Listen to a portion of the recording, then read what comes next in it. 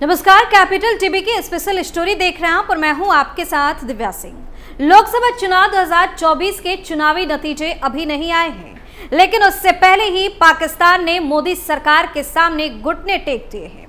पाकिस्तान ने जो अब तक नहीं किया था वो अब कर दिया है, जिसके बाद मोदी सरकार की जमकर तारीफ हो रही है। लेकिन सोचने वाली बात यह है कि आखिर 25 साल बाद पाकिस्तान ने अपनी गलती मानी है, तो इसके पीछे की वजह क्या है? तो चलिए सब कुछ आपको हमारी स्पेशल स्टोरी में बताते हैं। आमतौर पर पाकिस्तान की राजनीति भारत के जिक्र के बिना नहीं चलती। भारत के खिलाफ बयानबाजी वहां के नेताओं की पुरानी आदत और जरूरत भी रही है, लेकिन इधर पाकिस्तान के नेता लगातार हैरान कर रहे हैं। उनमें जैसे भारत को लेकर सम्मान उमड़ कर आ गया है, वे अपनी पुरानी गलतियां मान रहे हैं।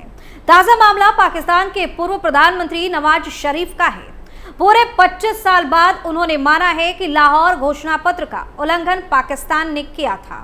इस घोषणा पत्र में दोनों देशों के बीच शांति और स्थिरता का वादा था, लेकिन साल भर के भीतर पाकिस्तान ने ये वादा तोड़ दिया। वो खुद को कसूरवार मान रहे हैं। नवाज शरीफ की इस शराफत का क्या है मतलब? क्या हमें मान लेना चाहिए कि पाकिस्तान के रहनुमा सुधर गए हैं? यह भी एक बड़ा सवाल है। दरअसल भारत पाकिस्तान के रिश्तों के उतार चढ़ाव तमाम तरह के अतिरेकों से भरे हुए हैं। कभी दोनों देश एटमी धमाकों के साथ एक दूसरे को चुनौती देते नजर आते हैं, तो कभी लाहौर में बर्फ पिघलाने की कोशिश की जाती है। लेकिन इसके बीच कारगिल के जंग जैसे हालात भी बन जाते हैं। अब हालात ये है कि इमरान खान भी नरेंद्र मोदी की दुहाई देते हैं और नवाज शरीफ भी वाजपेयी के समय की गलती कबूल करते हैं। दरअसल ये एक कमजोर होते मुल्क का कबूलनामा है जो कई मोर्चे पर घिरा है। वो गलत तक कर्ज में डूबा हुआ है। जिन आतंकियों को कभी उसने पाला, अब उनके निशाने पर भी है। मुल्ला मौलवियों की दुड़की भी झेलता है और अमेरिका भी उसके साथ उमेटता है। कभी कहते थे कि तीरे अमेरिका, आर्मी एंड अल्लाह पाकिस्तान को चलाते हैं। अब तीनों उनके लिए चुनौती है। पाकिस्तान के पूर्व प्रधानमंत्री नवाज शरीफ ने माना कि इस्लामाबाद ने भारत के साथ 1999 में हुए लाहौर घोषणा पत्र का उल्लंघन किया था। उन्होंने जनरल परवेज मुशर्रफ की तरफ से कारगिल में किए गए हमले के स्पष्ट संदर्भ में ये बातें कही हैं। पाकिस्तान के कारगिल दुस्साहस का स्पष्ट रूप से उल्लेख करते हुए नवाज शरीफ ने स्वीकारा कि तत्कालीन सरकार ने लाहौर घोषणा पत्र का उल्लंघन किया है। ये पाकिस्तान की बड़ी गलती है। 28 मई 1998 को पाकिस्तान ने 5 परमाणु परीक्षण किए थे। उसने नवाज शरीफ और अटल बिहारी वाजपेयी ने 21 फरवरी 1999 को लाहौर समझौते पर हस्ताक्षर किए थे। भारत और पाकिस्तान के बीच ये समझौता दोनों देशों के बीच शांति और स्थिरता के दृष्टिकोण की बात करने वाला था। 1999 के लाहौर समझौते की बड़ी बातें। भारत पाकिस्तान के बीच 1999 में हुए लाहौर समझौते में दोनों सरकारों ने शांति स्थिरता पर फोकस किया। जम्मू कश्मीर सहित सभी मुद्दों को सुलझाने के लिए अपने प्रयास तेज करेंगे। एक दूसरे के आंतरिक मामलों में हस्तक्षेप और दखल अंदाजी से बचना होगा। परमाणु हथियारों के आकस्मिक या अनाधिकृत इस्तेमाल के जोखिम को कम करने के लिए तत्काल कदम उठाएंगे। ये एग्रीमेंट दोनों देशों में तनावपूर्ण रिश्तों को दूर करने की अहम कूटनीति पहल थी। हालांकि लाहौर एग्रीमेंट के कुछ महीने बाद जम्मू कश्मीर के कारगिल जिले में पाकिस्तानी घुसपैठ के कारण कारगिल युद्ध हुआ। जब मुशर्रफ ने यह कदम ठीक उस समय उठाया जब थोड़ा ही पहले दोनों देशों ने एटमी परीक्षण किए थे और लाहौर समझौते के लिए जरिए दुनिया के आगे खुद को जिम्मेदार एटमी पड़ोसी की तरफ पेश करने में जुटे थे। बड़े तामझाम से लाहौर समझौता करने वाली तत्कालीन वाजपेयी सरकार के लिए पाकिस्तानी फौज की यह हरकत इस हद तक शर्मिंदगी पैदा करने वाली थी कि आनन फानन में जवाबी कदम उठाए जाने से पहले तक उसने देश को भनक तक नहीं लगने दी कि कारगिल में क्या हो रहा है। फरवरी 1999 में लाहौर समझौते पर दस्तखत हुए। फिर फटाफट दोनों देशों की सांसदों ने इस पर मुहर लगा दी। लेकिन जुलाई 1999 में ही कारगिल युद्ध छिड़ गया। कारगिल में बुरी तरह मुंह की खाने के बाद पाकिस्तान में परवेज मुशर्रफ ने अपनी लोकप्रियता का फायदा उठाया। मौका मिलता ही उन्होंने नवाज शरीफ सरकार का तख्ता पलट कर दिया। अक्टूबर 1999 में पूरा देश उनकी मुट्ठी में था। कारगिल युद्ध को 2 साल भी नहीं बीते थे जब परवेज मुशर्रफ पूरी भव्यता के साथ आगरा समझौते का ढोल पीटते हुए दिल्ली तशरीफ लाए। जो किसी भी पाकिस्तानी पीएम को यहां कभी नसीब नहीं हुई थी। यह समझौता लाहौर समझौते की ही भावना के तहत दोनों देशों में अस्थायी शांति कायम करने, आतंकवाद समाप्त करने और कश्मीर समस्या के हल के लिए होना था, लेकिन इन मौके पर दस्तखत नहीं हो पाए। दोनों देशों को 1972 का शिमला समझौता ही याद रहा। आगरा के साथ ही लाहौर समझौते का नाम भी बिसर गया। आपको बता दें कि पनामा पेपर्स मामले में पाकिस्तान की सुप्रीम कोर्ट के फैसले के बाद 3 बार के प्रधानमंत्री रहे नवाज शरीफ को अपना पीएम पद छोड़ना पड़ा था।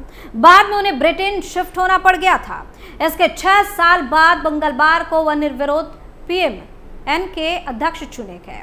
नवाज ने अपने खिलाफ तमाम मामलों को झूठा बताया, जिसकी वजह से उन्हें 2017 में प्रधानमंत्री पद छोड़ना पड़ा था। साथ ही आरोप लगाया कि उन्हें पीएम पद से इसलिए हटाया गया था ताकि इमरान खान को सत्ता में लाया जा सके, जो फिलहाल भ्रष्टाचार के आरोपों में जेल में बंद है। उन्होंने 2014 में प्रधानमंत्री पद से इस्तीफा देने के लिए ISI प्रमुख से मिले संदेश का भी जिक्र कर दिया और कहा कि जब मैंने इनकार कर दिया तो उन्होंने मुझे उदाहरण बनाने की धमकी तक दे डाली। नवाज शरीफ के बयान पर भारत की प्रतिक्रिया। नवाज शरीफ के बयान पर विदेश मंत्रालय के प्रवक्ता रणधीर जायसवाल ने कहा कि आप इस मुद्दे पर हमारी स्थिति से अवगत हैं। मुझे इसे दोहराने की आवश्यकता नहीं है। हम देखते हैं कि इस मामले पर पाकिस्तान में भी एक निष्पक्ष दृष्टिकोण उभर रहा है। वह अपनी साप्ताहिक प्रेस वार्ता में इस मामले पर पूछे गए एक सवाल का जवाब दे रहे थे।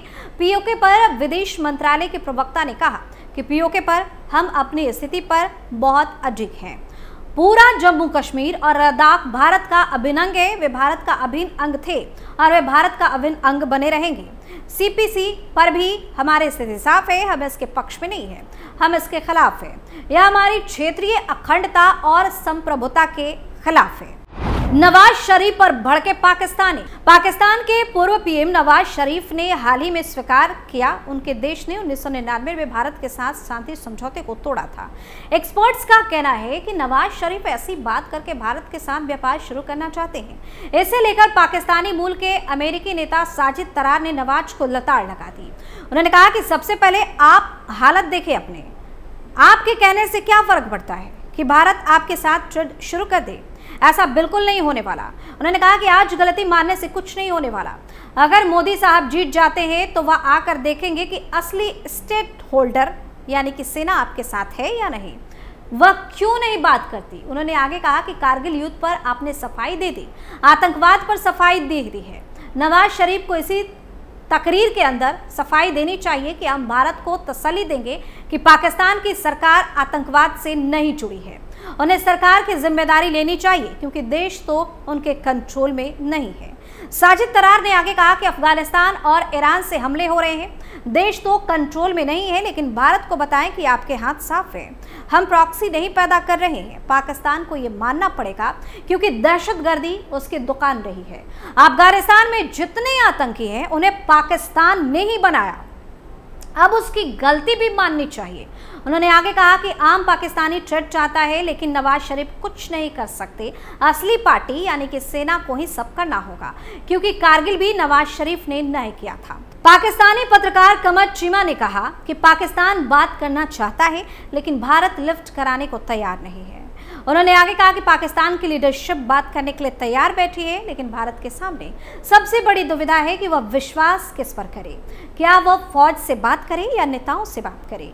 अगर नेताओं से बात करे तो इस पर कितना विश्वास किया जाए, लेकिन भारत फौज से बात ही नहीं करेगा।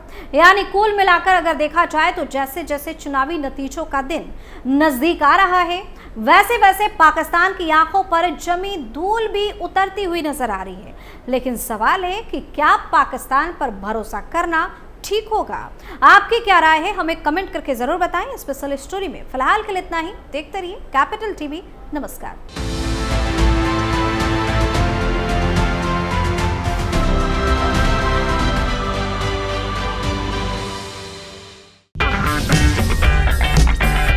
अगर आपको हमारा वीडियो पसंद आया हो तो इसे लाइक करें, हमारे चैनल को सब्सक्राइब करें और हाँ, बेल आइकन दबाना ना भूलें ताकि आप तक हमारे वीडियो की नोटिफिकेशन पहुंचती रहे। आप अपना सुझाव हमें कमेंट बॉक्स में दे सकते हैं। हमारे साथ जुड़ने के लिए शुक्रिया।